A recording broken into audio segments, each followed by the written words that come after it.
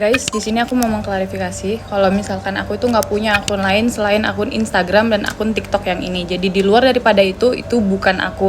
Sekali lagi aku tekankan, itu bukan aku. Jadi kalau misalkan ada yang mengatasnamakan aku, itu bukan kerjaan aku.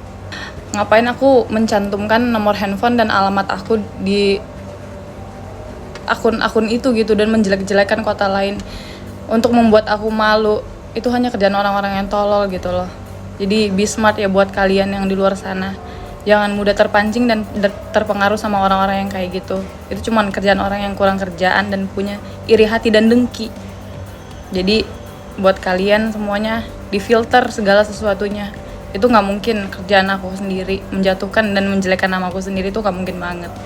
Terima kasih.